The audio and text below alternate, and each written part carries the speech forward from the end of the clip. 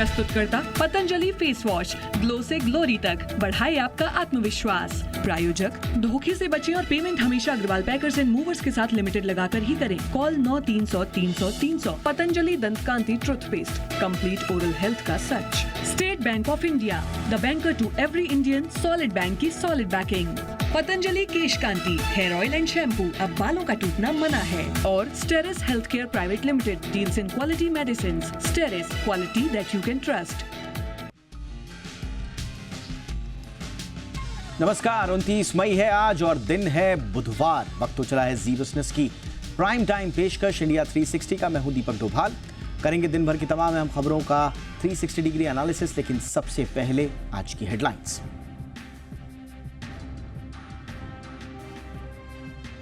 केजरीवाल को supreme court से बड़ा झटका, 2 जून को करना होगा सरेंडर। 1 हफ्ते जमानत बढ़ाने की अर्जी लिस्ट करने से रजिस्ट्री का इनकार।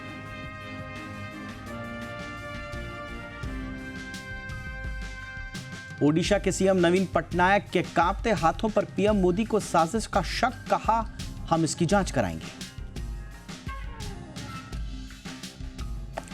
दिल्ली में गर्मी ने तोड़े अब तक के सारे रिकॉर्ड। मुंगेशपुर इलाके में तापमान पहुंचा 52 डिग्री के पार। दिल्ली में पहली बार तापमान ने बनाया हाफ सेंचुरी।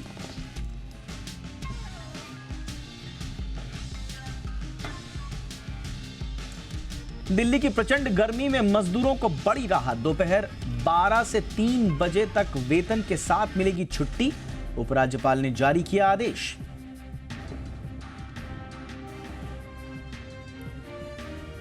ऑनलाइन गेमिंग की लत छुड़ाने के लिए सरकार का बड़ा प्लान। चीन की तर्ज पर फिक्स होगी स्क्रीन टाइमिंग और रियल मनी गेम्स में खर्च की लिमिट भी होगी तय। आज की कवर स्टोरी में करेंगे विश्लेषण, जानेंगे गेमिंग की लत पर चाइनीज जुगत कितनी होगी कारगर।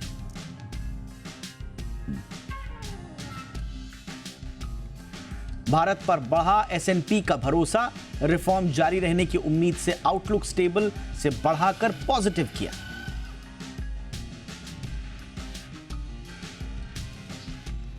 आरबीआई ने ईसीएल फाइनेंस और एडलवाइज एआरसी के खिलाफ कड़ी कार्रवाई की। ईसीएल फाइनेंस के होलसेल एक्सपोजर में स्ट्रक्चर्ड ट्रांजैक्शंस पर लगाई तत्काल रोक।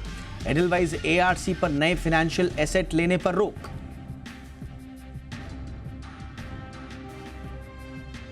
दिन के निचले स्तरों के पास बंद हुए बाजार। सेंसेक्स में करीब 670 अंकों की भारी गिरावट। निफ्टी 183 अंक टूटकर 22,700 के पार बंद।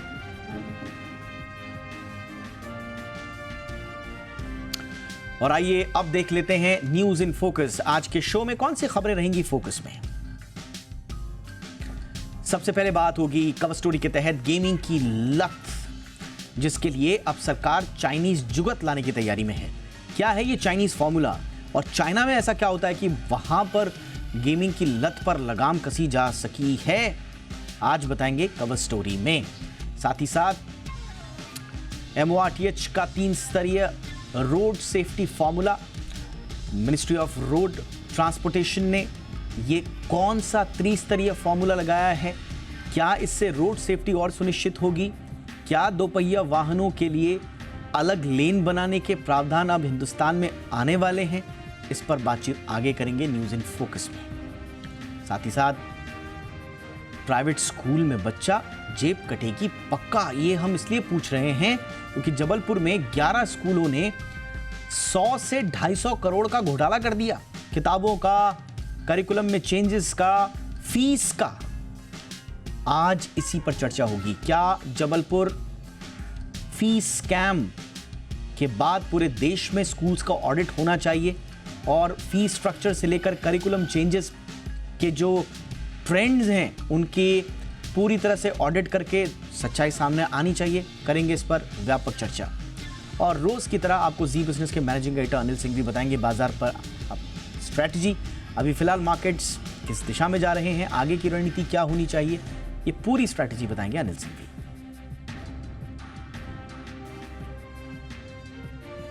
और अब रोज की तरह हमारी कवर स्टोरी से जुड़ा हुआ पोल आपके लिए हम लेकर आए हैं। आज की कवर स्टोरी में हम बात करेंगे ऑनलाइन गेमिंग की लत की और उसके लिए जो सरकार नए कदम उठाने की कोशिश कर रही है। हमारा आपसे सीधा सीधा सवाल है, ऑनलाइन गेमिंग की लत छुड़ाने के लिए आपकी नज़र में सही उपाय क्या हो सकता है? पहला, जागरूकता बढ़ाई जाए, लोगों से कहा जाए कि भैया इसको छोड़ दीजिए, उससे काम बनेगा, या फिर सख्त स्क्रीन टाइम नियम लाने की आवश्यकता है जिससे कानूनी रूप से स्क्रीन टाइम नियम तय हों, कितने घंटे तक आप गेम खेल सकते हैं और कितना पैसा आप इस तरह के गेम्स में लगा सकते हैं, क्या ये सब फिक्स होना चाहिए, रेगुलेट होना चाहिए? ये है आपका दूसरा ऑप्शन। ए या बी पर आपको देना है अपना सुझाव, राय, और हाँ, कमेंट बॉक्स में भी आप जाकर अपनी राय, सुझाव या विश्लेषण बता सकते हैं। कोई सुझाव आपके हैं, टिप्पणी है, रिएक्शन है, वो भी करिए। कोशिश करेंगे पोल के रिजल्ट्स के साथ साथ आपके रिएक्शंस को भी हम शामिल कर पाएं अपने शो में। लेकिन उससे पहले फटाफट अंदाज में देख लेते हैं दिन भर की टॉप खबरें जो सुबह से लेकर शाम तक सुर्खियों में रही। दिल्ली के आबकारी नीति मामले में सीएम अरविंद केजरीवाल को बड़ा झटका लगा है। अरविंद केजरीवाल की अंतरिम जमानत 7 दिन बढ़ाने की मांग वाली याचिका पर सुप्रीम कोर्ट में सुनवाई नहीं होगी। सुप्रीम कोर्ट रजिस्ट्री ने इस याचिका पर सुनवाई से मना कर दिया है। कोर्ट की ओर से कहा गया है कि कोर्ट ने 17 मई को केजरीवाल की गिरफ्तारी को चुनौती देने वाली याचिका पर फैसला सुरक्षित रखा गया था। उस दिन सुप्रीम कोर्ट ने नियमित जमानत के लिए निचली अदालत जाने की छूट दी थी और इसीलिए आवेदन पर सुनवाई नहीं हो सकती। यानी अब उन्हें 2 जून को तिहाड़ जेल वापस जाना ही होगा। लैंड फॉर जॉब मामले में लालू एंड फैमिली की मुश्किलें बढ़ सकती हैं। राउज एवेन्यू कोर्ट ने आज सीबीआई को निर्देश दिया कि 7 जून तक अंतिम चार्जशीट दाखिल की जाए। समय मांगने पर कोर्ट ने सीबीआई को फटकार भी लगाई है। आपको बताएं कि लैंड फॉर जॉब स्कैम साल 2004 से 2009 के बीच हुआ था। लालू यादव के रेल मंत्री रहते हुए इस घोटाले का आरोप उन पर लगा था। रेलवे में नौकरी के बदले जमीन लेने का आरोप लगा था। ये रेलवे में ग्रुप डी के पदों पर भर्ती से जुड़ा हुआ मामला था। इस घोटाले के तहत कम दाम में लालू यादव पर जमीन खरीदने का आरोप।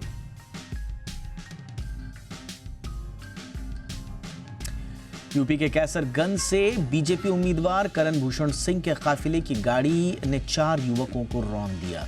इस हादसे में 2 लोगों की मौत हो गई, 2 लोग गंभीर रूप से घायल हुए हैं। इस हादसे में करण भूषण के काफिले में शामिल अनियंत्रित पुलिस स्क्वाड की गाड़ी ने बाइक सवार को जोरदार टक्कर मारी थी। इस दुर्घटना में बाइक सवार 2 लोगों की मौके पर ही मौत हो गई, वहीं अन्य 2 राहगीर भी गंभीर रूप से घायल हो गए। बता दें कि करण भूषण सिंह बीजेपी के मौजूदा सांसद बृजभूषण शरण सिंह के छोटे बेटे हैं और इस बार कैसरगंज लोकसभा सीट से बीजेपी उम्मीदवार भी हैं। कोलकाता में बांग्लादेशी सांसद अनवरुल अजीम अनार के मर्डर केस में अहम सुराग मिले हैं। बंगाल सीआईडी और बांग्लादेश जासूसी विभाग की टीम ने उस डुप्लेक्स फ्लैट की दोबारा जांच की जहां सांसद की हत्या हुई थी। इस संजीव उद्यान आवास परिसर के एक सेप्टिक टैंक से मानव मांस और बाल बरामद किए गए हैं। पकड़े गए आरोपियों ने कबूला था कि इसी फ्लैट पर सांसद की हत्या की गई और शव के टुकड़े कर ठिकाने लगाया गया। 23 मई को एक सीसीटीवी भी सामने आया था जिसमें आरोपी सूटकेस ले जाते दिखे थे। पुणे पोर्श कार हादसे में नाबालिग आरोपी को जमानत देने वाले जुवेनाइल जस्टिस बोर्ड के 3 सदस्यों के खिलाफ जांच होगी। महाराष्ट्र सरकार ने इनके आचरण और कार हादसे में फैसला देते वक्त नियमों का पालन किया गया या नहीं, इसकी जांच के लिए 5 सदस्यों की कमेटी बनाई है। न्यूज एजेंसी पीटीआई के मुताबिक एक अधिकारी ने बताया कि राज्य महिला एवं बाल विकास विभाग ने पिछले हफ्ते हादसे के तुरंत बाद कमेटी का गठन किया था। डिप्टी कमिश्नर रैंक के एक अधिकारी कमेटी का नेतृत्व कर रहे हैं। घटना के 15 घंटे के भीतर बोर्ड ने आरोपी को 300 शब्दों का निबंध लिखने, 15 दिनों तक ट्रैफिक पुलिस के साथ काम करने जैसी मामूली शर्तों के साथ जमानत दे दी थी। दिल्ली के उपराज्यपाल विनय कुमार सक्सेना ने भीषण गर्मी को देखते हुए मजदूरों के लिए दोपहर 12 से 3 बजे तक छुट्टी रखने का आदेश दिया है। साथ ही उपराज्यपाल ने निर्माण स्थल पर मजदूरों के लिए पर्याप्त मात्रा में पानी और नारियल पानी उपलब्ध कराने के निर्देश भी दिए हैं। इसके अलावा बस स्टैंड पर घड़ों में पानी रखने के निर्देश दिए गए हैं। इतनी भीषण गर्मी में समर हीट एक्शन प्लान के लिए अभी तक मुख्यमंत्री अरविंद केजरीवाल या उनके मंत्रियों की ओर से कोई कदम न उठाए जाने को लेकर एलजी ने दिल्ली सरकार की आलोचना की। आपको बताएं कि दिल्ली में तापमान 50 डिग्री को भी पार कर गया है। हालांकि आज शाम बारिश होने के बाद लोगों ने राहत की सांस जरूर ली।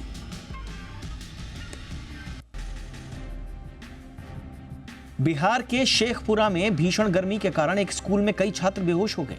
कई छात्रों को अस्पताल में भर्ती कराया गया है। आपको बताएं कि देश के अन्य राज्यों के साथ बिहार भी भीषण गर्मी की चपेट में है। राज्य में कई जिलों में पारा 44 डिग्री के पार पहुंच चुका है। शेखपुरा जिले के अरियरी के मध्य विद्यालय आज सुबह भीषण गर्मी से 20 से ज्यादा छात्र छात्राएं बेहोश हो गए। इसके बाद उन्हें तुरंत अस्पताल में भर्ती कराया गया। डॉक्टर्स के मुताबिक अस्पताल में भर्ती छात्रों की हालत अब स्थिर है। मौसम विभाग ने मानसून पर बड़ा अपडेट दिया है। आईएमडी के मुताबिक अगले 24 घंटे में देश में प्री मानसून की बारिश शुरू हो सकती है। आईएमडी का कहना है कि 30 या 31 मई को मानसून केरल तट पर पहुंच सकता है। आमतौर पर मानसून 1 जुलाई को केरल पहुंचता है। मानसून को आगे बढ़ाने वाली सभी परिस्थितियां अनुकूल हैं। आईएमडी ने कहा कि लक्षद्वीप के कुछ हिस्सों, बंगाल की खाड़ी, पूर्वोत्तर भारत के मानसून के आगे बढ़ने के लिए परिस्थितियां अनुकूल हैं। केरल पहुंचने के बाद अगले 8 से 10 दिन में मानसून मुंबई पहुंच सकता है। इन दिनों गेमिंग को लेकर क्रेज बढ़ता ही जा रहा है। ऑनलाइन गेम्स में घंटों बिताकर लोग न सिर्फ अपनी सेहत खराब कर रहे हैं, बल्कि रियल मनी गेम्स में अपनी कमाई भी लुटा रहे हैं। और यही वजह है कि मेटी ने हाल ही में इसे लेकर 2 बैठकें की और अब सरकार की कोशिश है कि गेमिंग के लिए टाइम लिमिट और खर्च लिमिट दोनों तय किए जाएंगे। यानी कि कितनी देर तक आप मोबाइल पर गेम खेल सकते हैं, इसकी भी लिमिट तय होगी। और अगर आप ऑनलाइन गेम्स में रियल मनी लगाते हैं, उसमें खर्च कर रहे हैं, तो वो खर्च कितना होगा, इस पर भी लिमिट होगी। दरअसल ये सेम फॉर्मूला चीन में लागू ऑलरेडी है और इसे पूरी दुनिया में नज़ीर के रूप में देखा जाता है। आज इसी पर विस्तार से चर्चा करेंगे, समझने की कोशिश करेंगे कि क्या वाकई में गेमिंग की लत छुड़ाने के लिए ये चाइनीज जुगत काम आने वाली है। पहले ये रिपोर्ट देखिए, मैं लौट रहा हूं खास मेहमानों के साथ।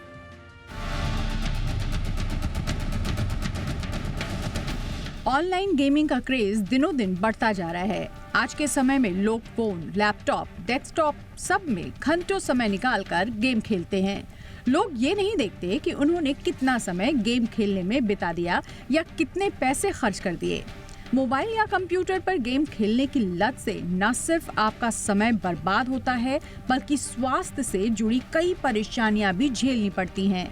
ऐसे में ऑनलाइन गेमिंग की लत से प्लेयर्स को सुरक्षित रखने के लिए सरकार चाइनीज फॉर्मूला लेकर आ रही है। मीटी ने 17 मई और 21 मई को बैठक की, जिसमें गेमिंग के लिए टाइम लिमिट और खर्च लिमिट दोनों पर चर्चा की गई। सरकार कोशिश कर रही है कि गेम खेलने की भी एक समय सीमा हो, यानी इसके लिए टाइम लिमिट और खर्च लिमिट दोनों सेट हो। इसीलिए सरकार चाइनीज फॉर्मूला अपनाने का प्लान बना रही है। चीन में ऑनलाइन गेमिंग को लेकर बेहद सख्त नियम है।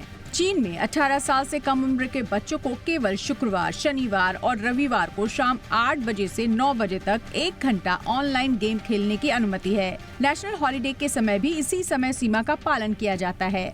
यही नहीं, ऑनलाइन गेमिंग पर बच्चों के खर्च की भी निगरानी की जाती है। 16 साल से कम उम्र के बच्चों को हर महीने $29 यानी 2030 रुपए तक ही ऑनलाइन गेमिंग पर खर्च करने की अनुमति है, जबकि 16 से 18 तक के किशोरों के लिए ये रकम हर महीने 4060 रुपए के बराबर तय की गई है। इसके अलावा गेमिंग कंपनियों को ये सुनिश्चित करना होता है कि उनके प्लेटफॉर्म पर इन नियमों का पालन हो रहा है या नहीं।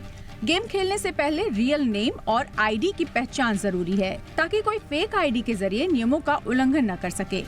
भारत सरकार भी चाइनीज फॉर्मूले की तरह ही ऑनलाइन गेमिंग को लेकर नया प्लान बना रही है। सरकार का प्लान है कि ऑनलाइन गेम खेलने वालों को टाइम लिमिट और पैसों के खर्च का अलर्ट भेजा जाए, ताकि गेमिंग की आदत से लोगों को बचाया जा सके।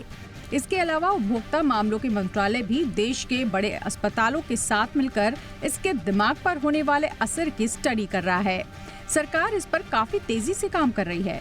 उम्मीद जताई जा रही है कि भारत सरकार जल्द ही गेमिंग टाइमिंग को लेकर जल्द ही नई गाइडलाइन जारी कर सकती है। Bureau report, ji media.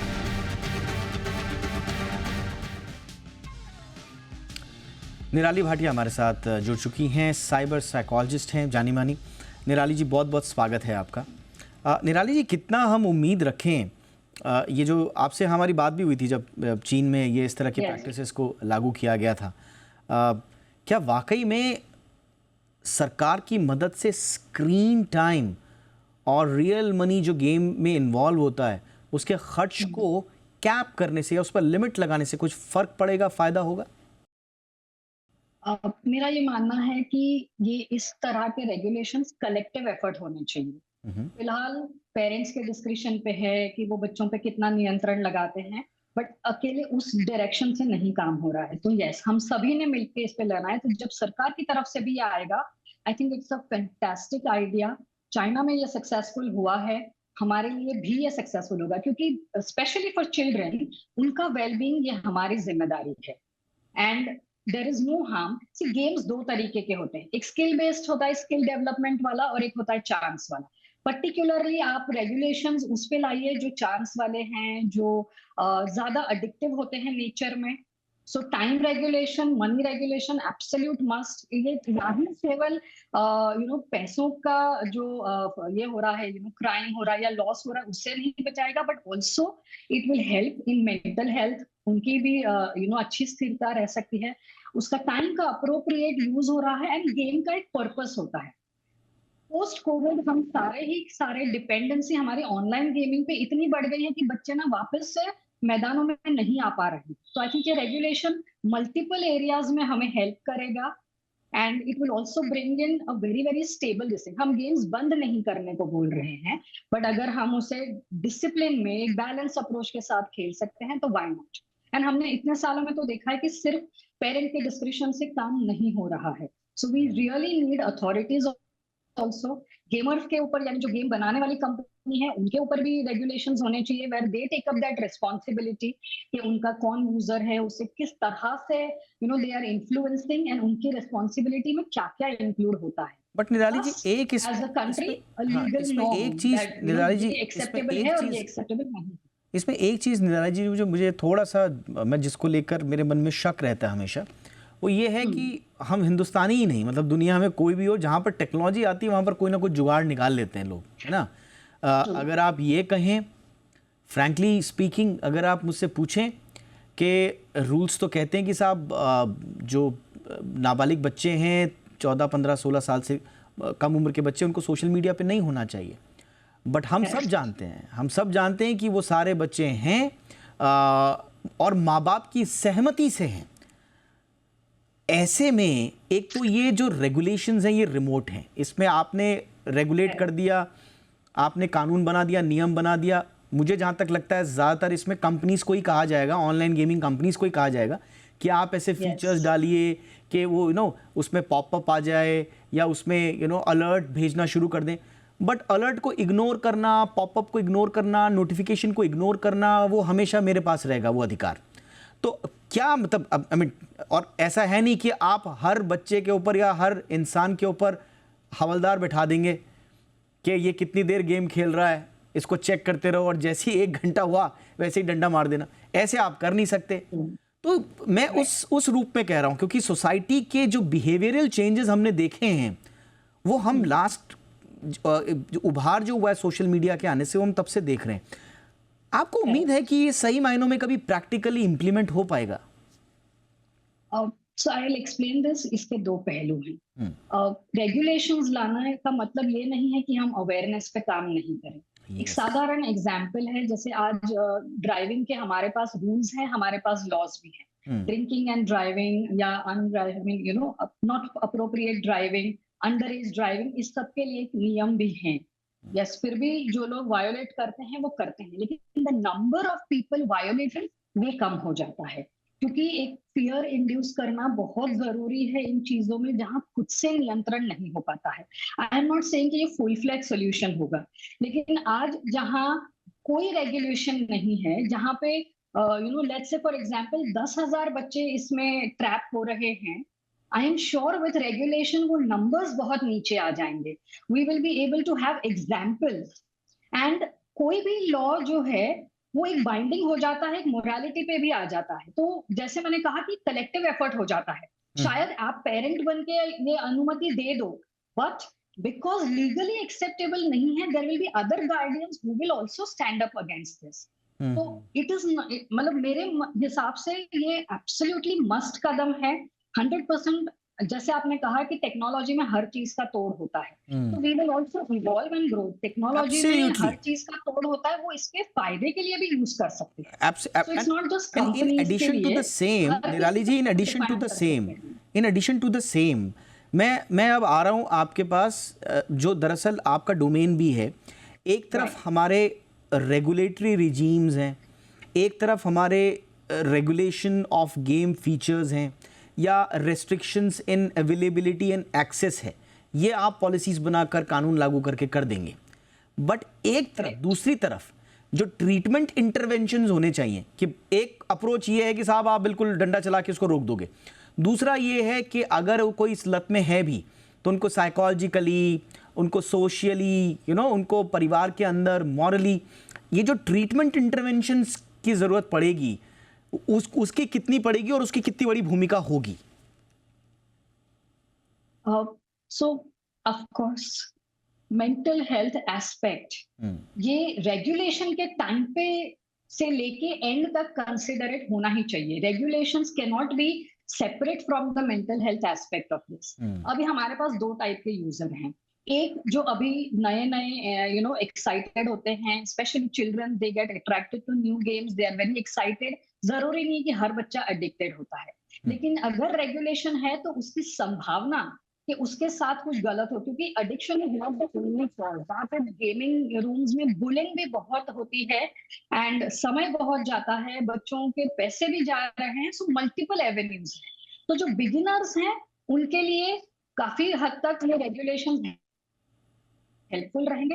And the ones who are already in that, वो उस एडिक्शन के जाल में है, तो वहां पे इट इज वेरी इंपॉर्टेंट कि रेगुलेशंस के साथ साथ ये एक प्लान भी हो दैट जैसे ही टेक्नोलॉजी आइडेंटिफाई करती है कि ये यूजर का इतने घंटों से ऊपर रेगुलरली जा रहा है, वहां पे विथ टेक्नोलॉजिकल यूज ओनली आप उन्हें नेक्स्ट स्क्रीन पे वो दिखाओ that you need to show us that these number of hours of counselling आपने किया है, then only we will allow you to again restart the game या कोई certification. I am just giving a broad idea ताकि जैसे अगर हम बात करते हैं when children are in conflict of law, we are not punishing them, right? There is a system जहाँ पे juvenile justice में उन्हें simple tasks भी दिए जाते हैं to understand the responsibility.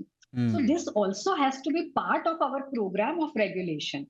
सिर्फ बैन लाना या सिर्फ कंपनीज के ऊपर वो रोक लाना is not going to be it's not the solution. तो आप जो बोल रही हैं कि regulation and awareness goes hand in hand, क्योंकि आप रेगुलेटरी रिजीम्स में आप एक तरफ इनको रेस्ट्रिक्शंस लगा दो, सब कुछ कर दो. दूसरा एक जो तरीका है पॉलिसी इंटरवेंशन का वो ये है कि साहब आप लाइसेंसिंग कड़ी कर दो, आप ज़बरदस्त टैक्सेशंस लगा दो, जो सरकार ने किया भी है. और तीसरा ये है कि आप ट्रीटमेंट इंटरवेंशंस भी करो और अवेयरनेस पे भी काम करो. तो ये एक मल्टीपल अप्रोच होगी. लेकिन अब मेरा आखिरी सवाल जो रहेगा वो पॉलिसी को लेकर है. उसमें आपको गेमिंग एंड गैम्बलिंग में फ़र्क भी तो तय करना पड़ेगा. अभी हम गेमिंग कर रहे हैं और गेमिंग से बाद हम कब गेमिंग के बाद गैम्बलिंग में चले जाते हैं हमें खुद पता नहीं होता. हमारे फ़ोन पर ये सारी चीज़ें ईजिली एक्सेसिबल हैं और हम ये सोचते हैं कि इतने बड़े देश में सरकार के नाक के नीचे हम लोग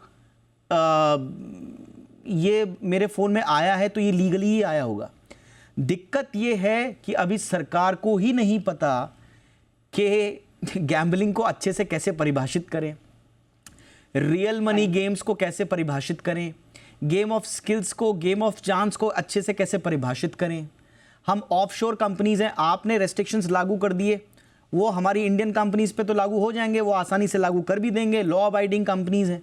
लेकिन जो ऑफशोर कंपनीज हैं वो आपके नियम कायदे मानेंगे कि या नहीं मानेंगे. तो आपको नहीं लगता कि clarity on the policy front is also important? Absolutely, 100%. Awareness begins from there. सिर्फ पॉलिसी अनाउंस कर देना या इम्प्लीमेंट कर देना is never going to work जब तक आप लोगों को एजुकेट नहीं करोगे, अवेयर नहीं करोगे. एंड जैसे कि मैंने पहले भी कहा कि कलेक्टिवली हर बॉडी जो इसमें इन्वॉल्व है, हर यूजर जो इसमें इन्वॉल्व है, हर किसी के एंगल से सोच के कि कहाँ इसमें क्या लूप होल्स हो सकता है, लोगों की समझ कहाँ तक है. जैसे आपने बहुत सही बताया कि there is a very thin line, क्योंकि आजकल गेमिंग के अंदर भी an aspect of gambling is there.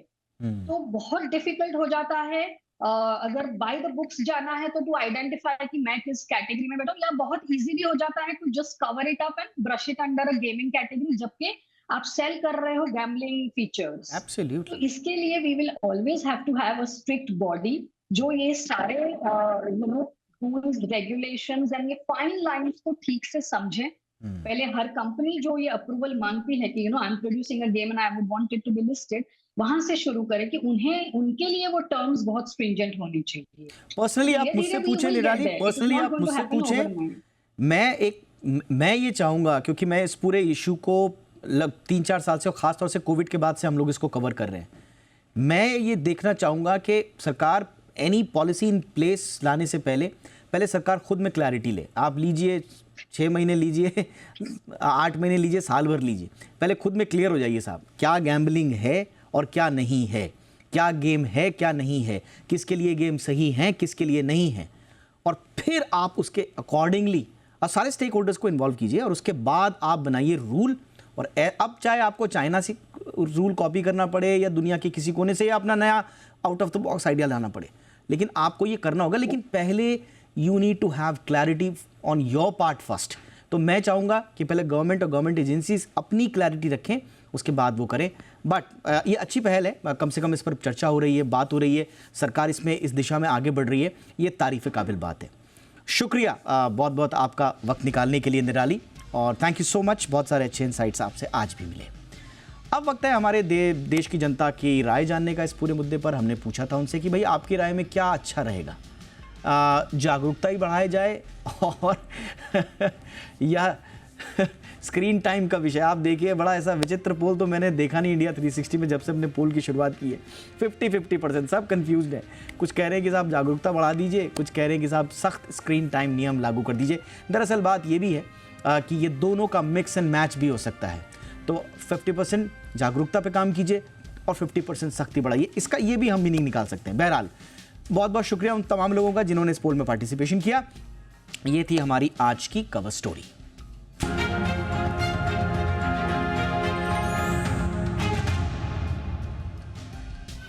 एक छोटा सा ब्रेक के उस पार दुनिया भर की और खबरों के साथ हाजिर होंगे।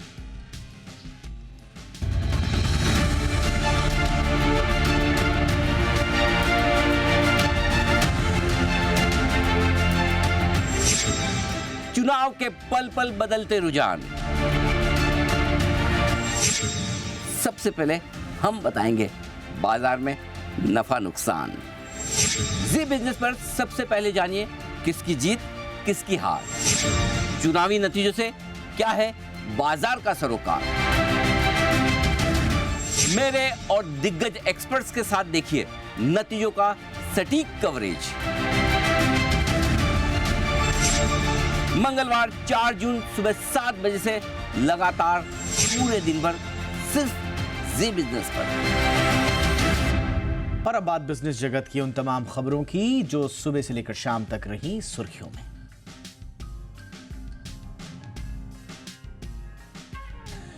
क्रेडिट रेटिंग एजेंसी S&P ने भारत के आउटलुक को रिवाइज कर दिया है। S&P ग्लोबल रेटिंग्स ने भारत का आउटलुक स्टेबल से पॉजिटिव किया है।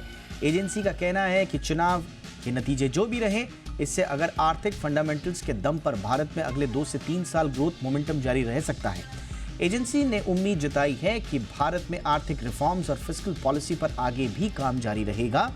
S&P ने अनुमान लगाया कि इस साल भारत की रियल GDP ग्रोथ 6.8% रह सकती है। रेटिंग एजेंसी ने यह भी कहा कि वित्तीय घाटा GDP के 7% से कम रहने पर रेटिंग में अपग्रेड संभव है। RBI ने ECL फाइनेंस और एडलवाइज एसेट रिकंस्ट्रक्शन कंपनी के खिलाफ अब कड़ा एक्शन लिया है। दोनों कंपनियों पर केंद्रीय बैंक ने कारोबार से जुड़े प्रतिबंध लगाए हैं। ECL फाइनेंस के होलसेल एक्सपोजर में स्ट्रक्चर्ड ट्रांजैक्शंस पर RBI ने रोक लगा दी है। RBI के मुताबिक ECL फाइनेंस में खराब लोन की ग्रुप ARC के जरिए एवरग्रीनिंग का मामला मिला है। शेयरों के बदले लोन में लोन टू वैल्यू रेशियो में नॉन कंप्लायंस की दिक्कत भी मिली है। RBI ने एडलवाइज ARC पर एक्शन लेते हुए फाइनेंशियल एसेट लेने पर रोक लगा दी है। टाटा स्टील ने जनवरी-मार्च तिमाही में अनुमान से कमजोर नतीजे पेश किए हैं। सालाना आधार पर कंपनी का कंसोलिडेटेड मुनाफा 64% घटकर 611 करोड़ रुपए रहा। जी बिजनेस ने इस दौरान 1354 करोड़ रुपए के मुनाफे का अनुमान दिया था। सालाना आधार पर कंपनी की कंसोलिडेटेड आय 62,962 करोड़ रुपए से घटकर 58,687 करोड़ रुपए रही। टाटा स्टील के बोर्ड से NCDs के जरिए 3,000 करोड़ रुपए का फंड जुटाने की मंजूरी दी गई है। साथ ही कंपनी टाटा स्टील होल्डिंग्स में 17,408 करोड़ रुपए निवेश करेगी। ऑटो कंपोनेंट मेकर संवर्धन मदरसन इंटरनेशनल ने जनवरी-मार्च तिमाही में शानदार नतीजे पेश किए हैं। सालाना आधार पर कंपनी का कंसोलिडेटेड मुनाफा डबल से भी ज्यादा बढ़कर 372 करोड़ रुपए रहा। जी बिजनेस ने इस दौरान 670 करोड़ रुपए के मुनाफे का अनुमान दिया था। कंपनी की आय भी जी बिजनेस के अनुमान से ज्यादा रही। सालाना आधार पर कंपनी का कामकाजी मुनाफा 2021 करोड़ रुपए से बढ़कर 2935 करोड़ रुपए रहा। मार्जिन भी 9.2% से बढ़कर 10.8% पर पहुंच गया। नतीजों के बाद कंपनी के शेयरों में 4.25% से ज्यादा की तेजी देखने को मिली।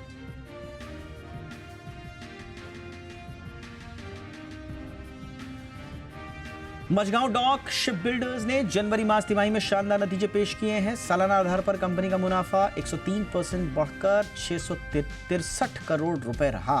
पिछले साल इसी तिमाही में कंपनी का मुनाफा 326 करोड़ रुपए रहा था। कंपनी का रेवेन्यू सालाना आधार पर 50% बढ़कर 3104 करोड़ रुपए रहा। मार्जिन 10.2% से बढ़कर 16.9% पर पहुंच गया। कंपनी ने 12 रुपए प्रति शेयर डिविडेंड का ऐलान भी किया है। नतीजों के दम पर शेयरों में शानदार तेजी भी देखने को मिली और ये 11% से ज्यादा की मजबूती के साथ बंद हुआ।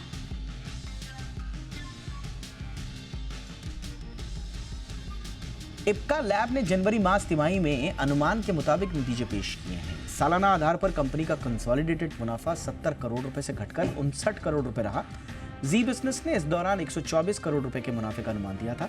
सालाना आधार पर कंपनी की कंसोलिडेटेड आय 1512 करोड़ रुपए से बढ़कर 2030 करोड़ रुपए रही। मार्जिन 12% से बढ़कर 15.8% पर पहुंच गया।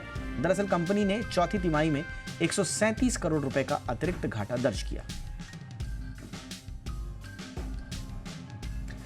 इलेक्ट्रिकल और ऑटोमेशन से जुड़ी कंपनी एल&टी स्विच गियर अब नए नाम से कारोबार करेगी। श्नाइडर इलेक्ट्रिक इंडिया ने कंपनी की नई ब्रांड आइडेंटिटी जारी की है। अब इसे लॉरेंस नुटसेन के नाम से जाना जाएगा। एल&टी स्विच गियर को कुछ साल पहले फ्रांस की कंपनी श्नाइडर इलेक्ट्रिक ने खरीद लिया था।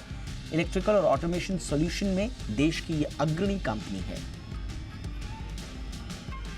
देश की सबसे बड़ी बीमा कंपनी एलआईसी अब भारत के 3 पड़ोसी देशों की जीडीपी से भी बड़ी हो चुकी है। एलआईसी का एयूएम यानी कि asset under management 50 lakh crore रुपए के पार जा चुका है। मार्च तिमाही तक एलआईसी का एयूएम 51,21,000 करोड़ यानी कि करीब 616 अरब डॉलर रहा। यह रकम पाकिस्तान, नेपाल और श्रीलंका की कुल जीडीपी से भी बड़ी है। पाकिस्तान की जीडीपी 338 अरब डॉलर, नेपाल की जीडीपी 44 अरब डॉलर और श्रीलंका की जीडीपी 75 अरब डॉलर है। मार्केट कैपिटलाइजेशन के लिहाज से यह देश की 7वीं सबसे बड़ी कंपनी है। सरकारी आंकड़ों के मुताबिक देश में होने वाले हादसों में 44% हादसे दोपहिया वाहनों के होते हैं। ऐसे में रोड सेफ्टी को ध्यान में रखते हुए सरकार जल्द ही 3 स्तरीय फॉर्मूला लाने की तैयारी कर रही है। इसके तहत सड़क पर दोपहिया वाहनों के लिए अलग से डेडिकेटेड लेन बनाई जाएगी, यानी पैदल चलने वालों के लिए अलग लेन, बाइक पर चलने वालों के लिए अलग लेन और जो बड़ी गाड़ियां हैं 4 पहिया वाहन हैं उनके लिए अलग लेन होगी। इसे बनाने में करीब 14,000 करोड़ रुपए का खर्च आएगा, जिसमें केंद्र की हिस्सेदारी 9,600 करोड़ होगी। खबर पर पूरी अपडेट के साथ जुड़ रहे हैं अमरीश पांडे। अमरीश, खर्च का तो हिसाब किताब लगा दिया सबने, टाइम का कोई हिसाब किताब है? कब तक आएगा? देखिए, सरकार की कोशिश ये है कि जब नई सरकार बनेगी उसके साथ इस पूरे प्रस्ताव पर, क्योंकि चर्चा इस पर ऑलरेडी शुरू हो चुकी है, तो नई सरकार के साथ इस पर काम शुरू हो जाना चाहिए, ऐसी उम्मीद की जा सकती है। अब जब आंकड़े की बात कर रहे हैं और डेडलाइन की बात कर रहे हैं, तो 3 स्तरीय फॉर्मूला इस तरह से ही बनाया गया है ताकि जो सबसे जरूरी हो सबसे पहले किया जाए और जिस पर काम बाद में किया जा सकता है वो तीसरे चरण में आएगा। तो सबसे जरूरी चीज है वो ये है कि जहां ट्रैफिक मर्ज हो रहा है वहां पर आर्टिफिशियल इंटेलिजेंस के जरिए ये जानने की कोशिश की जाएगी कि आखिर इस जगह के ट्रैफिक को कैसे कम किया जा सके, कैसे रेगुलेट किया जा सकता है। तो पहले सबसे पहला काम इस पे होगा। उसके बाद डेडिकेटेड लेन्स बनाई जाएंगी उन सभी जगहों पर जहां पे कि एक्सीडेंट के आंकड़े सबसे ज्यादा है और उन विशेष राज्यों पर इसका फोकस भी किया जाएगा, जिसके लिए सरकार ने ये जो बजट है वो तय किया हुआ है। इस बजट में राज्य और केंद्र दोनों की हिस्सेदारी होगी और उसी तरीके से इसको आगे बढ़ाया जाएगा। हर रोड पे ऐसा हो ये जरूरी नहीं है, लेकिन उन सभी रोड्स पे होगा जहां पे कि एक्सीडेंट के आंकड़े ज्यादा हैं। तीसरी और सबसे अहम पहल जो सरकार इस योजना के साथ करने जा रही है वो ये है कि जिन सड़कों का डिजाइन खराब है, जिनमें एक्सीडेंट सिर्फ डिजाइन की वजह से होता है, जैसे कि अंधा बोर्ड या फिर कई बार हमने देखा होगा कि दुर्घटना बहुल क्षेत्र इस तरह की बोर्ड्स लगे होते हैं, उन जगहों के लिए विशेष डिजाइनिंग के लिए आईआईटी को पहले ही ये काम सौंपा जा चुका है। आईआईटी भी अपनी रिपोर्ट अगले महीने के अंत तक दे सकती है। तो कुल मिलाकर ये कहा जा सकता है कि जून का जो महीना है वो इम्पोर्टेंट होगा। उस महीने के बाद जो रिपोर्ट आएगी उसके हिसाब से नई सरकार अपनी आगे की जो कार्य योजना बनाएगी वो आगे बढ़ेगी। लेकिन इसके साथ साथ 3 और चीजें हैं जिसमें सरकार काम कर रही है। सबसे पहला तो ये कि जो बॉटलनेक बनती है टोल प्लाजास की वजह से, उनको नाके हटाकर जीपीएस एनरोल करना, जिसके लिए कि 2 जगह पायलट प्रोजेक्ट ऑलरेडी शुरू है और काफी सफल बताया जा रहा है। तो एक बार को अगर ये जीपीएस वाले टोल प्लाजा शुरू हो जाएंगे तो जितनी दूरी आपने तय की उतनी दूरी के लिए आपको टैक्स देना पड़ेगा। साथ साथ एक जगह आके एक्यूमुलेट होने वाला जो ट्रैफिक है उससे बचा जा सकता है। इसके साथ तमाम ऐसी गाड़ियां जो कि बिना इंश्योरेंस के सड़कों पर है, जो एक्सीडेंट करके ज्यादा भागने की जल्दी में रहती है, उनके लिए भी सरकार एआई बेस्ड जो कैमरेज हैं उनके जरिए पूरा डेटाबेस बना रही है। तो जो ऐसी गाड़ियां सड़कों पे होंगी उनको तत्काल प्रभाव से सड़कों पे हटाने जाने की योजना है। तो कुल मिलाकर कई चरणों पे कई तरीके से सरकार टारगेट कर रही है कि सड़कों से ऐसे डग्गा मार वाहन, सड़कों से ऐसे बिना इंश्योरेंस वाले वाहन, साथ साथ ऐसे कम स्पीड वाले लोग जो कि हाई स्पीड वाली गाड़ियों एक्सप्रेसवे के लिए एक दुर्घटना की वजह बनते हैं, उनको अगर हटा देते हैं तो एक्सीडेंट्स का आंकड़ा जो है कम किया जा सकता है। आपकी यात्रा ज्यादा सुखद, सुविधाजनक और सुरक्षित रह सकती है। एब्सोल्युटली, ये जो सेफ इनिशिएटिव है सरकार का, संभवतः ये उसी के बैनर तले आएगी। और ऐसे हमने देखे हैं बड़े सक्सेस स्टोरीज भी हैं दुनिया में। मलेशिया में उनके पास डेडिकेटेड कॉरिडोर्स हैं 2 व्हीलर्स के लिए। आप हाईवे के बगल में देखेंगे, शायद वहाँ से भी कुछ आइडियाज़ इसमें लिए गए। लेकिन बहुत अच्छा होगा अगर हम हिंदुस्तान में भी डेडिकेटेड कॉरिडोर्स देखें, 2 व्हीलर्स के लिए अलग, साइकिलिस्ट्स के लिए अलग। ये जितना देखने में सुखद होगा उतना ही जो रोड एक्सीडेंट्स को कमी लाने के लिए उस लिहाज से भी बहुत महत्वपूर्ण होगा। शुक्रिया अम्बरीश इस तमाम जानकारी के लिए आपका। हेल्थ इंश्योरेंस को आम लोगों के लिए आसान बनाने के लिए इंश्योरेंस रेगुलेटर एडाई ने मास्टर सर्कुलर निकाला है और इसके तहत कंपनियों को कई आदेश दिए गए हैं। इस सर्कुलर में क्या खास है, इसके लिए मेरी सहयोगी एकता सूरी हमारे साथ स्टूडियो में जुड़ गई हैं। एकता, क्या है प्लान और सर्कुलर में क्या डिटेल्स हैं? जी दीपक, IRDAI ने जो आज मास्टर सर्कुलर जारी किया है उसमें हेल्थ इंश्योरेंस पॉलिसी होल्डर्स के हित में बहुत बड़ी बातें की हैं। सबसे पहले तो ये कहा गया है कि कोई भी हेल्थ इंश्योरेंस कंपनी झटके में क्लेम रिजेक्ट कर देती है। ऐसे में बहुत से ऐसे पॉलिसी होल्डर्स भी होते हैं जो पूरा साल क्लेम नहीं लेते। तो ये सुझाव दिया गया है हेल्थ इंश्योरेंस कंपनीज को कि वो नो क्लेम बोनस दें ऐसे पॉलिसी होल्डर्स को। या तो सम इंश्योर्ड जो है वो बढ़ा दें या प्रीमियम की जो अमाउंट है वो कम कर दें। इसके अलावा कोई पॉलिसी होल्डर जब पहली बार पॉलिसी करवाता है तो उसे एक कस्टमर इंफॉर्मेशन शीट मिले जिसमें आसान भाषा में उसे उसकी पूरी पॉलिसी समझ में आए। ये समझ में आए कि क्या उसको कवर्ड है और क्या उसकी पॉलिसी में कवर्ड नहीं है। इसके अलावा बहुत बार ऐसा होता है कि ओम्बड्समैन में बहुत सी हेल्थ इंश्योरेंस कंपनीज का दावा जो है वो खारिज कर देता है IRDAI, लेकिन बावजूद उसके health insurance company policy holder को क्लेम नहीं देती। ऐसी हेल्थ इंश्योरेंस कंपनीज पर 5,000 रुपया रोजाना जुर्माना हो सकता है। ये भी कहा गया है कि एक कैशलेस फैसिलिटी जो है वो हर तरीके से इंश्योरेंस कंपनी जो है वो कस्टमर को दे, और अगर नहीं दे सकती तो रीइंबर्समेंट का जो प्रोसेस है वो पूरी तरह से अपनी वेबसाइट पर समझाएं। सबसे बड़ी एक और बात, बहुत बार ऐसा होता है कि हेल्थ इंश्योरेंस पॉलिसी होल्डर अपनी पॉलिसी जब रिन्यू करवाने जाता है तो कंपनी जो है आनाकानी करती है ये कहते हुए कि पिछले साल बहुत बड़ा क्लेम लिया तो इस बार फ्रेश अंडरराइटिंग करते हैं। यहाँ पर IRDAI ने कहा है कि फ्रेश अंडरराइटिंग प्रोसेस नहीं होगा अनटिल और अनलेस पॉलिसी होल्डर अपना सम इंश्योर्ड जो है वो बढ़ाता है। ये भी कहा गया है कि हर किसी की पॉकेट में हेल्थ इंश्योरेंस फिट हो, इसलिए ऐसे प्रोडक्ट्स आए, ऐसे हॉस्पिटल्स के साथ टाई अप भी हो, और हॉस्पिटल्स के साथ किन हॉस्पिटल्स के साथ टाई अप है ये हेल्थ इंश्योरेंस कंपनी अपनी वेबसाइट पर डाले। और अगर टाई अप नहीं है तो रीइंबर्समेंट का जो प्रोसेस है, जो क्लेम का प्रोसेस है, उसे सिंप्लीफाई करे, टेक ड्रिवन करे कि ऑन बोर्डिंग से लेकर जो क्लेम तक का प्रोसेस है वो टेक ड्रिवन हो, पॉलिसी होल्डर को दफ्तरों के चक्कर ना काटने पड़े और उसके पास चॉइस हो कि वो क्या ट्रीटमेंट लेता है। आयुष भी अगर वो चुनता है तो आनाकानी ना करें एक हेल्थ इंश्योरेंस कंपनी। तो ऐसी बहुत बड़ी बड़ी बातें हैं इस मास्टर सर्कुलर में जो आने वाले दिनों में एक हेल्थ इंश्योरेंस पॉलिसी होल्डर के लिए लाइफ आसान बना सकती है। दीपक, एब्सोल्युटली, और इंश्योरेंस फॉर ऑल का जो मिशन है गवर्नमेंट का, अगर इसे ढंग से इम्प्लीमेंट किया गया तो स्वाभाविक रूप से ये उस दिशा में एक बड़ा महत्वपूर्ण कदम साबित होगा। शुक्रिया एकता इस तमाम जानकारी के लिए। शिक्षा तो कब का कारोबार बन चुका है, लेकिन क्या अब ये डकैती बन गई है? दरअसल ये सवाल इसलिए पूछ रहे हैं क्योंकि जबलपुर में कुछ ऐसा ही मामला सामने आया। 11 प्राइवेट स्कूलों ने पेरेंट्स से तकरीबन 80 से लेकर 250 करोड़ रुपए का गड़बड़ कर दिया, मनमानी फीस वसूल ली। मामले में पुलिस ने 21 लोगों पर एफआईआर कर उन्हें हिरासत में लिया है। देखिए हमारी ये स्पेशल रिपोर्ट।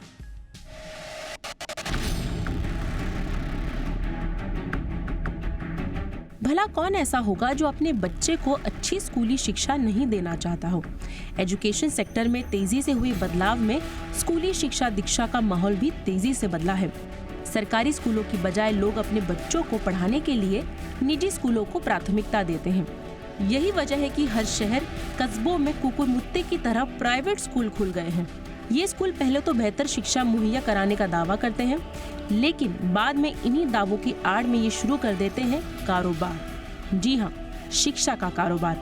ये एक कड़वा सच है, लेकिन सच्चाई यही है कि शिक्षा के इस बड़े कारोबार में पेरेंट्स इनकी लूट खसोट का एक बड़ा जरिया बन रहे हैं। आज हम जबलपुर के ऐसे 11 निजी स्कूलों की करतूतों पर बात करेंगे जिन्होंने शिक्षा को महज कारोबार ही नहीं बनाया, बल्कि इसे डकैती और लूटपाट का एक जरिया समझ लिया। दरअसल इन प्राइवेट स्कूलों ने मनमाने तरीके से बढ़ी हुई फीस के नाम पर करीब 21,000 बच्चों के पेरेंट्स से 81 करोड़ से अधिक की अनाप शनाप रकम वसूल ली, जो नहीं ली जानी चाहिए थी। जब पेरेंट्स को लगा कि ये प्राइवेट स्कूल बच्चों की पढ़ाई के नाम पर उनकी जेबों पर जबरन डाका डाल रहे हैं, तो उन्होंने इसकी शिकायत जिला प्रशासन से की। बड़ी संख्या में मिली शिकायत पर प्रशासन हरकत में आई, मामले का संज्ञान लिया और फिर इस जांच में जो कुछ तथ्य सामने आए वो हैरान कर देने वाले थे। इन स्कूलों ने न केवल प्रदेश सरकार की ओर से फीस बढ़ोतरी को लेकर जारी दिशा निर्देशों की पूरी अनदेखी करते हुए फीस बढ़ाई, बल्कि यूनिफॉर्म, पुस्तकें और स्टेशनरी के नाम पर भी अभिभावकों को जमकर लूटा। पेरेंट्स पर कमीशन वाली दुकानों से खरीदारी करने का दबाव डाला। यानी इस लूट तंत्र में स्कूल के साथ बुक सेलर्स, पब्लिशर्स और डिस्ट्रीब्यूटर्स भी बराबर के हिस्सेदार रहे। प्रशासन ने मामले में सख्ती दिखाते हुए स्कूल मैनेजमेंट से जुड़े लोगों के साथ इस लूट में शामिल करीब 20 लोगों को लपेटे में लेते हुए इन पर न केवल एफआईआर दर्ज की, बल्कि इन्हें हिरासत में भी लिया है। साथ ही प्रशासन ने आरोपी स्कूलों को 30 दिन के अंदर मनमानी वसूली गई रकम को पेरेंट्स को वापस करने के लिए भी कहा है। साथ ही इन पर 20 लाख रुपए का जुर्माना भी लगाया गया है। दरअसल मध्य प्रदेश सरकार के नियमों के मुताबिक 5% से अधिक फीस वृद्धि की स्कूल कमेटी, 10% से अधिक फीस बढ़ाने के लिए जिला कलेक्टर और 15% से अधिक वृद्धि के लिए राज्य स्तरीय कमेटी से अनुमति लेनी होती है, जो इन स्कूलों ने नहीं ली। फिलहाल तो देश भर के तमाम निजी स्कूलों का यही हाल है। इन्होंने शिक्षा को कारोबार में तब्दील कर दिया है। दरअसल इन स्कूलों के लिए अभिभावक एक दुधारू गाय की तरह हो गए हैं, जो इनकी लूट तंत्र का शिकार बनते हैं। ब्यूरो रिपोर्ट, जी मीडिया। बात बाजार की कर लेते हैं। बुधवार को बाजार भारी मुनाफा वसूली का शिकार हुआ। सेंसेक्स करीब 670 अंक गिरकर 74,500 के पार बंद हुआ। निफ्टी 183 अंक गिरकर 22,704 के लेवल पर बंद हुआ। निफ्टी बैंक 640 अंक गिरकर 48,500 के स्तर पर क्लोज हुआ।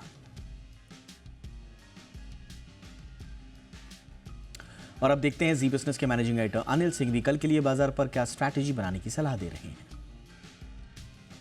3:30 बजे जब आज बाजार बंद हुए, कल के लिए कोई मूड माहौल अच्छा तो नहीं दिख रहा था।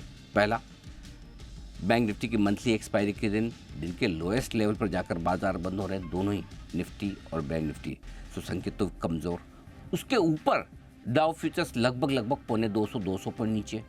तो यानी कि अमेरिका में कल के बाद आज फिर रात को सेशन खराब हो सकता है, ये भी डर। अब इसके साथ देखते हुए तो फिर कल मंथली एक्सपायरी का दिन है निफ्टी का, तो कैसे आप उम्मीद करें कि अच्छा ट्रेड होगा? क्योंकि एफआईज की खरीदारी तो कल भी हुई थी, परसों भी हुई थी, लेकिन उसके बावजूद बाजार ऊपर बढ़ नहीं पा रहे हैं। करेक्ट। तो अब कल के लिए क्या इंपॉर्टेंट है? लेवल्स। पहले तो ये देखेंगे अमेरिका में क्या कुछ होता है। अगर अमेरिकी बाजार घूम गए और ज़्यादा कमज़ोर ना हुए तो थोड़ी रिलीफ मिलेगी। अच्छा, आज बिकवाली तो दमदार हुई, लेकिन ये बिकवाली अगर एफआईज ने नहीं की और ट्रेडर्स की तरफ से हुई तो थोड़ी रिलीफ मिलेगी। लेकिन जिस तरह से स्क्रीन थी, लगता तो है कि 3-4 दिन तक खरीदने के बाद आज एफआईज ने भी जमकर बेचा होगा। लेट्स सी क्या होता है। सपोर्ट कहाँ है? 22,500 22,600 आपके लिए कल करेगा मजबूत सपोर्ट का काम मंथली एक्सपायरी के लिए, ठीक है। 22,800 22,850 रुकावट के लिए परफेक्ट जगह, 22,800 22,900 मान लीजिए। बैंक निफ्टी 48,500 पर बंद हुआ है, 48,050 48,150 या 48,200 मान लीजिए। 48,050 48,200 ये 150 पॉइंट की रेंज है आपके लिए मजबूत सपोर्ट। ऊपर 48,000 से 48,500 पर बंद हुए 49,000 और 49,150 ये वो रेंज है जो आपके लिए करेगी रुकावट का काम। इन रेंज पर फोकस करना है। चुनिंदा मिड कैप स्मॉल कैप शेयरों में खरीदारी रहेगी। ब्रॉडर मार्केट वोलेटाइल रहेंगे 2 वजह से। एक, फिर से लोग अंदाज लगाने की कोशिश करेंगे कि एग्जिट पोल में क्या आ सकता है। दूसरा, कल मंथली एक्सपायरी है निफ्टी की। और तीसरा, जैसे जैसे आप चुनाव के नज़दीक पहुंचेंगे 4 जून के पहले, बाजार में उतार चढ़ाव और दोनों तरफ के ट्रेड बढ़ने की आशंका पूरी है। तो एक और ज़बरदस्त वोलेटाइल ट्रेडिंग सेशन के लिए कल आपको कमर कस के लिए हो जाना तैयार। क्रेडिट रेटिंग एजेंसी S&P ने भारत के आउटलुक को रिवाइज कर दिया है। S&P ग्लोबल रेटिंग्स ने भारत का आउटलुक स्टेबल से पॉजिटिव किया है। एजेंसी का कहना है कि चुनाव के नतीजे जो भी रहें, इससे अगर आर्थिक फंडामेंटल्स के दम पर भारत में अगले 2 से 3 साल ग्रोथ मोमेंटम जारी रह सकता है। एजेंसी ने उम्मीद जताई कि भारत में आर्थिक रिफॉर्म्स और फिस्कल पॉलिसी पर आगे भी काम जारी रहेगा। इस पर जी बिजनेस के मैनेजिंग एडिटर अनिल सिंघवी का क्या टेक है, आइए सुनते हैं। देर आए दुरुस्त आए, देर से ही सही, लेकिन दुनिया की सबसे प्रतिष्ठित और सबसे जानी मानी रेटिंग एजेंसी S&P ने भारत की रेटिंग का आउटलुक एक स्टेप बढ़ा दिया है। अब तक हमारी रेटिंग जो BBB- है उसका आउटलुक था स्टेबल, इसे बढ़ाकर कर दिया है पॉजिटिव। आमतौर पर जब भी रेटिंग में बदलाव होता है तो पहले उसके आउटलुक में बदलाव होता है और उसके बाद रेटिंग को बदला जाता है। तो नेगेटिव, स्टेबल और पॉजिटिव, ये 3 तरह के आउटलुक होते हैं। तो हमने आज देखा है कि भारत की रेटिंग का आउटलुक जो स्टेबल था वो पॉजिटिव कर दिया और अब अगला स्टेप जब भी होगा BBB- से भारत की रेटिंग बढ़ने के आसार बनेंगे। इसके मायने क्या है? 2-3 चीज़ें बेहद अहम है।